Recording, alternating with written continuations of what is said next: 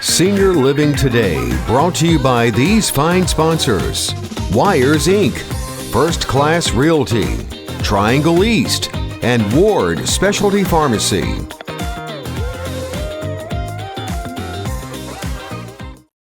Hello everyone, and welcome to Senior Living Today. You know, time passes, Cheryl, everybody, what we've been doing, what we're trying to do. We talk about change. You know, January was a great program for us. We talked about change, and we hope some of you, our senior population out there, tried some of it. Whether it was food, clothing, ideas of where to shop, doing it locally. Well, the month of February, we're actually doing something a little bit different. You know, folks, it's not how much money we make, it's how much we keep, we retain, whether it is for retirement. So Mr. Braswell, Cheryl is going to be talking about personal finance throughout this whole month. And we have some great talent lined up, including starting tonight. So without even getting into it, let's jump right into what we're talking about with personal finance. We're so glad you're here with us. Cheryl, who are our sponsors? Okay, we could not be here without folks like this. We have Wires Inc. Brian West is the owner and manager, and these guys make your car look prettier, sound better, and make it a little safer too. So be sure and give them a shout out. They're out on Sunset Avenue. Ward Specialty Pharmacy. Patrick Ignacio is the owner there, and that is a compounding pharmacy. And Patrick has really gotten into working with the COVID situation we've been dealing with. It seems like forever. It does. But he's a great guy to talk to about, vitamin regimes and supplements and things like that can help you out. He's a big reservoir of knowledge there. And Brett Hill, First Class Realty, Triangle East. They do residential and commercial, very knowledgeable people. They can help you with every process of buying or selling. And that is commercial as well as residential? Correct. Outstanding. Folks, we're going to jump right into it because this is the quickest 30 minutes going in a 24-hour day. Cheryl, who do we have the honor of bringing in so much talent with us tonight, talking about finance and what we need to do as we age? Yes, sir. We are very privileged this evening. We have Caroline Krusick. I'm sorry, I said that wrong. That's right. Krusick Crawford. That's right. With King Law Firm here in Rocky Mount. And the first thing we're going to talk about this month is wills. Caroline is an attorney, known for a while, and very knowledgeable in this field. And we're just going to talk about some general information about wills. And of course, we'll be having her contact information on the screen, and she'll give us some tonight, while we're talking, and be able to help you out, in this field.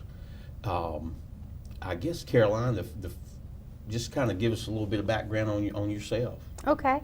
I am a registered nurse and an attorney. I've been helping people through all kinds of end-of-life problems for many years now. And as an attorney in this community, one of the areas of practice that I've helped people with is planning for the future and planning with wills and trust and estate planning. And that's primarily what I wanted to share with you today. Okay. We'll just kind of go ahead and get into it. Why do I need a will? Everybody needs to have a plan, unless they really deliberately say, no, I want to leave this all for someone else to figure out later. Having a will is your way of saying, I love the people that I'm leaving behind. I want to make sure that everything is planned for in advance so that the things that are important to me, I know will be taken care of after I die. A will is a document. It's a piece of paper that you write down that says, this is who I am. These are the people that I want to benefit from anything that I leave behind. Or these are the people I want to take care of my kids after I'm gone. These are the people I would like to inherit my house after I'm gone. Those are things that if you don't go ahead and plan for them, you won't have any control over how that happens in the future. So planning with a will is just a very basic thing you can do as you're planning. When folks come to us and say we want to draft a will, we always encourage them to do a couple of additional documents that take care of you before you die. A will is a great planning tool, but it only comes into effect and helps after the date of your death. If you get sick and you can't make decisions for yourself, you need somebody to help you up until that point as well. So those documents together form this wonderful package of ways that you can prepare for the future and take care of yourself, take care of your family members, and make things easier when there's a time of crisis or when there's a time of trouble. We love to talk to people about these things early on when there's not a crisis going on. When you get sick and you don't feel like talking about death and dying and what might happen, it's harder to have those conversations. So if you can talk about it with your family early on when you're still well and healthy and are not rushed to make decisions, that's the best time to talk about wills and plans. So this helps. So if Mom wants Caroline to have this, and this vehicle over here, or this piece of property over here, and they want your sibling to have the other piece of property, that takes the guesswork out of what we're facing. Absolutely. That's exactly right.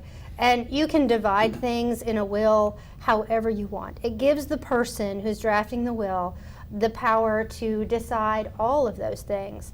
Without that, the state will step in and provide statutes that tell us how those things That was need the to be question I divided. was going to, Ms. Crawford. Let's say, and that's the whole thing about planning, folks, planning ahead, as Ms. Crawford is saying here.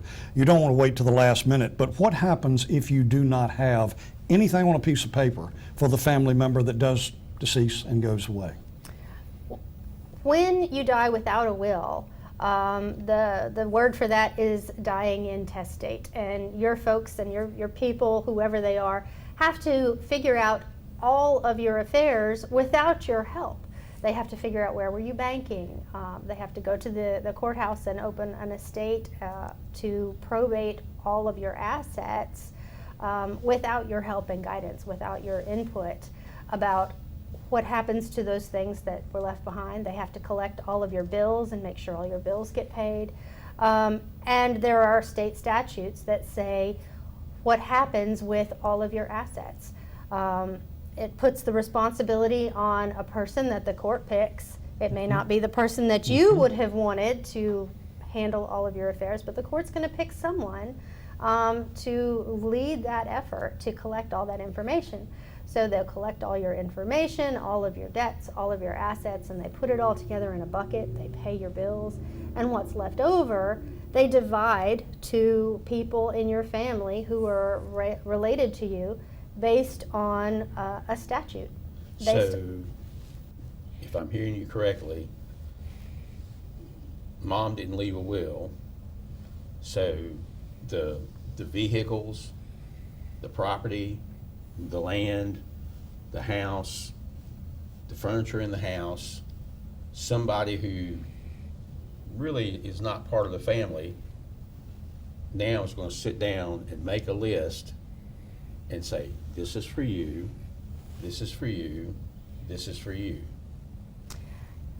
In a way, that's true. Sometimes they pick somebody who's a family member. Okay. Frequently they do. There's a hierarchy of who is best suited to being appointed to that role of governing everything. And frequently it is a family member. Okay. So it doesn't have to be somebody outside of the family, but if there's not anybody qualified in the family, then certainly they would go and ask the court to appoint somebody. Okay, so the court makes the decision as to who's going to be the executor for the estate? Right. If you Okay. don't have a will, they call it an administrator. Administrator, yeah. If you do have a will, then you call it an executor. These are people who wear very similar hats and do very similar things with a slightly different title. The difference is one is appointed and the other you get to pick for your own estate.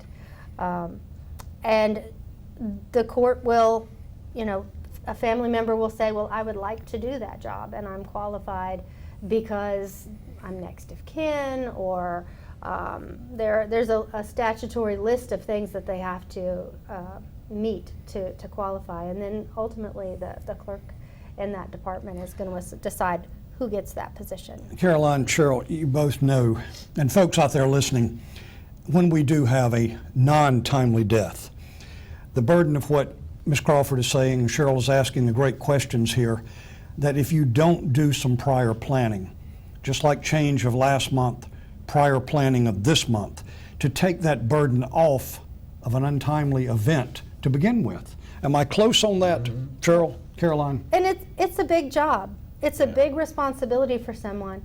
And when they're already suffering a loss of a loved one and going through the grieving process, or have just helped somebody through a final illness, it's a burden and a very hard thing for people to navigate. And planning in advance by having a will takes that really complicated process and shrinks it down and gives them a roadmap and a plan, and makes it much easier on the family to know what it is you have, who you want to benefit from that. And it helps the family in so many ways, both with being able to get through their grieving process, and in having the security of knowing that this would have honored the person that we lost. Is there a good time leading into this, and this could be one of Cheryl's questions, to do it prior to, Ms. Crawford? Is it 5 years, 1 year, 30 days, 60, 90 out? Is it individual? You see where I'm going with that question? Because I know somebody's sitting there saying, well, honey, when do we do this? You should go ahead and everyone, I think every adult over the age of 21 needs a will.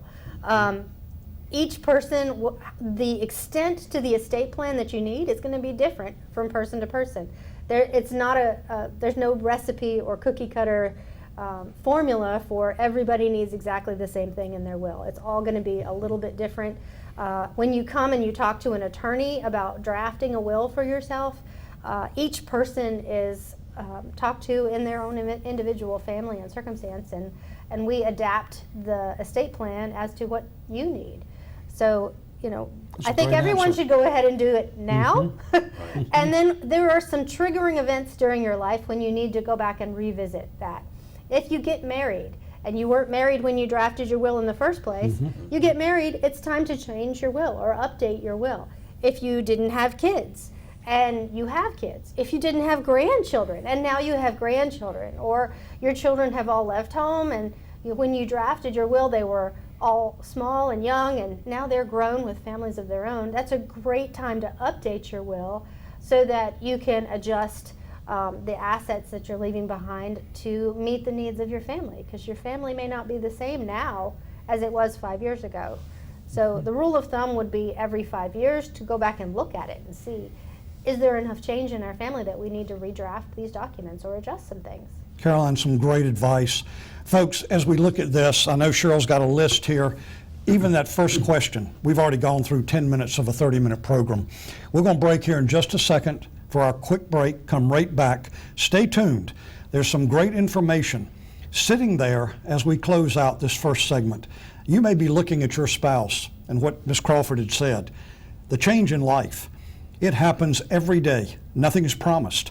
We should be prepared for this. One of the reasons that Senior Living Today comes on to teach you, guide you, kind of lead you into the direction of where we need to be going. Stay tuned. We'll be right back after this commercial break. Got some great intel coming. We'll see you right after the break.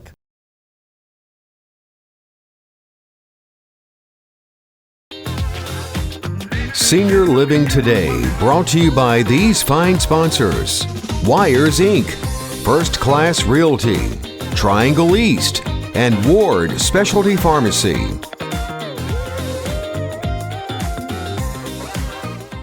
Welcome back, folks, and gracious, even during that quick break, we got a TV commercial coming for you in the next 2 weeks that's going to tell even more about what we're doing. But let's jump right into the back of it, because sitting here at break, a couple of questions and points came up of what was talked about in the beginning. Cheryl, did you want to go ahead with Ms. Crawford, Caroline, and ask those questions? If the court's going to name the administrator, and we've got 4 siblings sitting out here, can we not agree with the administrator choice? You can. It gets difficult because a lot of the authority to make those final decisions is going to rest on the administrator. If you have a family like you just described, where there's a parent who's passed away or a person who's passed away, and there are 4 equal siblings who are equally related to the person who's died, someone has to be appointed as the decision maker and the go-to person. The court's system for that type of scenario is to divide things out as evenly as possible, as equally as possible, and as equitably as possible. But those are not all the same things. Is this a long time? Yes. I had a definitive yes.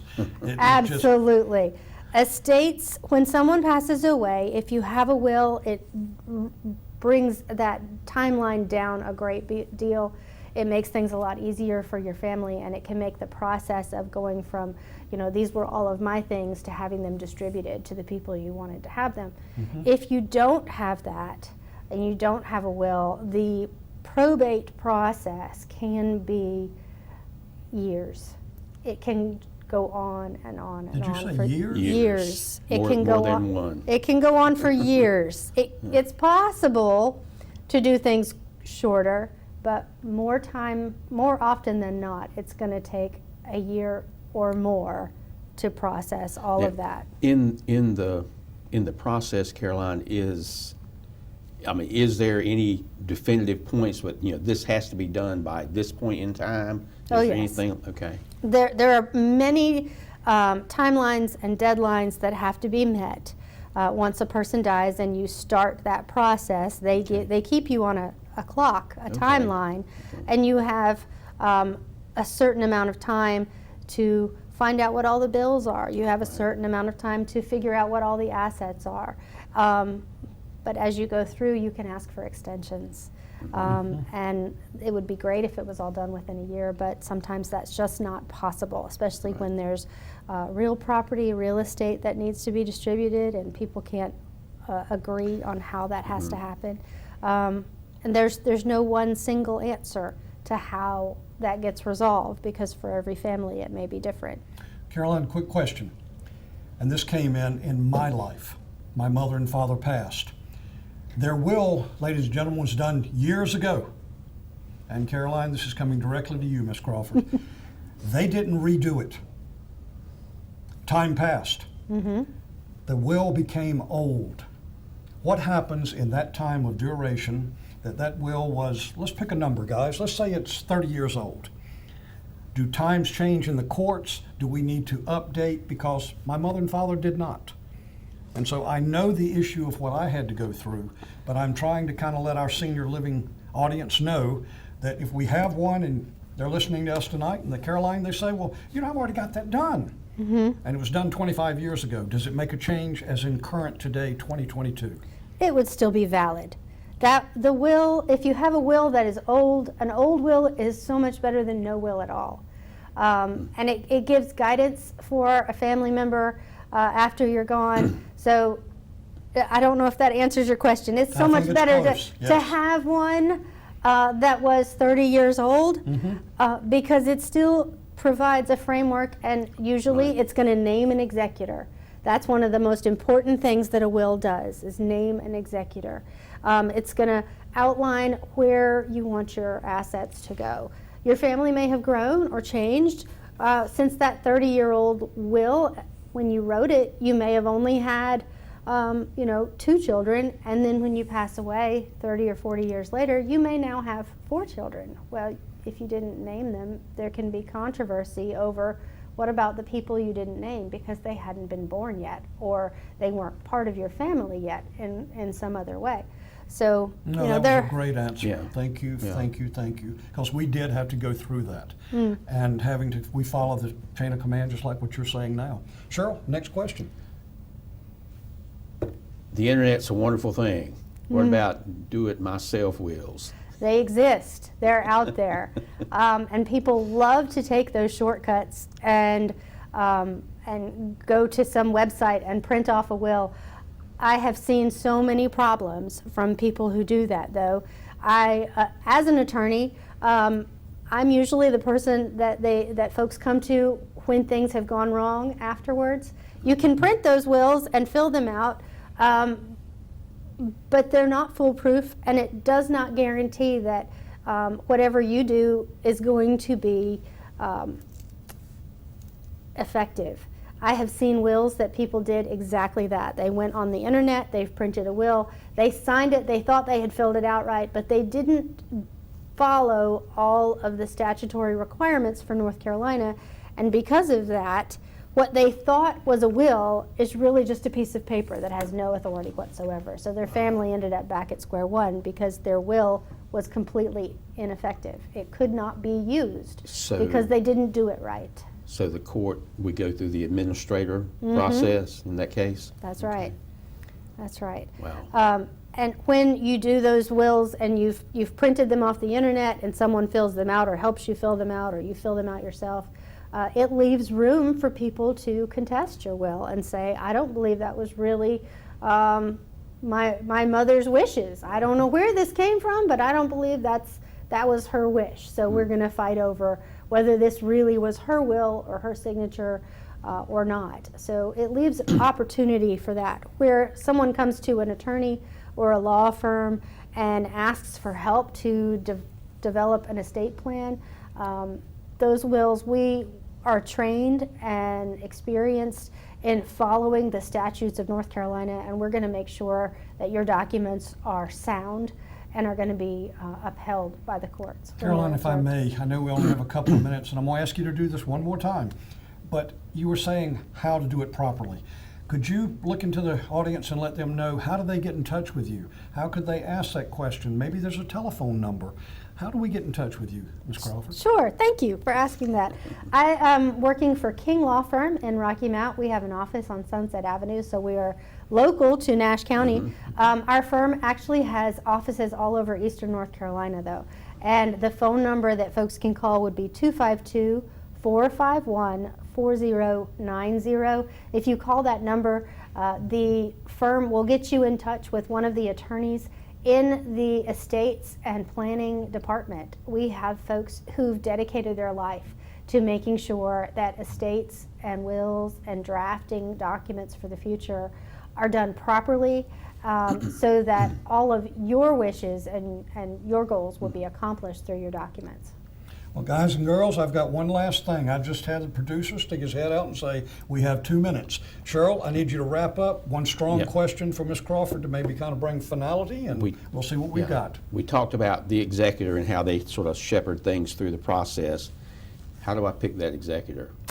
It is really important to pick a strong, stable executor. That may be, you're worried about where all of your things are going to go, but as equally important is figuring out who is the best person to administer the estate, to pull all that together.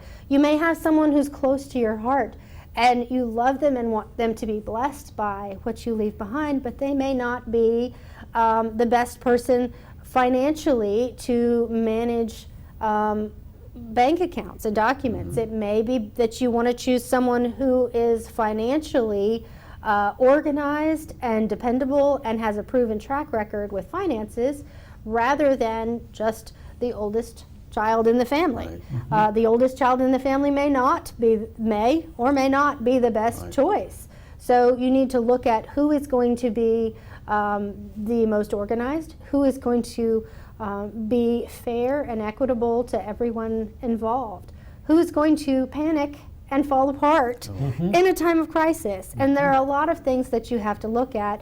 And you also want to look at who's available, who's local. And when I say local, it helps if the person is in the state. With the society we have now, it's not as important that someone has to be in your same local community, because so much of what we do is done from a distance. So that's not the barrier that it used to be. But you want someone who's going to be qualified. There are a few things that happen in a person's life that can make them no longer qualified to be an executor or administrator of an estate. Like if you have criminal background, you couldn't be someone's executor or administrator. You're no longer qualified. It's also important to make sure that you have a succession line. Pick somebody who's a backup. You know, you may have someone in your family who's responsible, they're a perfect person, they're well-grounded, they're reliable, and you know that this person could handle the pressure of administering your estate. But if that person's the same age as you are, you may want to go, okay, who in the next generation Right. would be a secondary person? When folks come to me for a will, I always have them think through at least 2D, 3 if we can, and go, if this one can't do it, then who next? And then if this one can't do it, then who next? So that we have a succession plan. If something happens to the first executor that you've chosen and they can't serve in that role, you don't want to leave it blank. You want to make sure that you have picked someone who is going to be able to carry through with those wishes. Caroline, I want you to kind of look right in there. I need to know a little bit more where you're located, who King Law Firm is, the telephone number, and how personally they can reach out and speak to Caroline Crawford. Would you please pass that on to our audience before we go to close? I'd be happy to. My name is Caroline Cusick Crawford. I'm an attorney in Rocky Mount, and I work with King Law Firm. King Law Firm is a Eastern North Carolina law firm that provides services in a lot of different areas. One of those is wills and estate planning, which we've been talking about today. Our phone number for the main office is 252-451-4090. If you call that number, you can ask to speak to me, or you can ask to speak to someone who can address whatever issues you're having. If you need wills and estate planning, and to talk to somebody about what will happen once you've passed away, we can help you prepare those documents and give you peace of mind, so that you don't have to worry about all of the what ifs. You can just worry about enjoying your life and your family. Outstanding job. Peace of mind is important. Cheryl, before I bring it to a close, what are we doing next week, sir? Next week, we are having an interview between you and me. Yes, we are. And that topic would be? IRAs, individual retirement accounts. It's that time of year. You'll be filing your taxes here in a couple of months, and this is the time of year to put together what you want to do as far as an individual retirement account, and there are a whole lot of bouncing balls in the air on those accounts, and there's a lot of things you can do. And folks, that's the reason we're doing this in the financial realm. It starts such great knowledge we have had here this evening from Caroline Crawford and King Law Firm. Folks, you need to reach out to her. And she said something very, very critical that caught my ear. Local. How much have you heard Cheryl and myself and whoever's sitting in my chair right now that says, shop local, whether it's food, it doesn't matter. Find a great church. This community that we live in is great people here in Nash County and surrounding other 16 counties. We know what we're going to be doing next week. Caroline, I want to thank you for coming with us. Yes. King Law Firm, bringing some intel to us that I was not aware of, and let alone knowing that you have to do what? Do some prior planning. For Caroline, Cheryl, and myself, Statewide Insurers Group, we can't thank you enough for tuning in, for watching Senior Living Today. Have a blessed evening. We'll see you next Tuesday.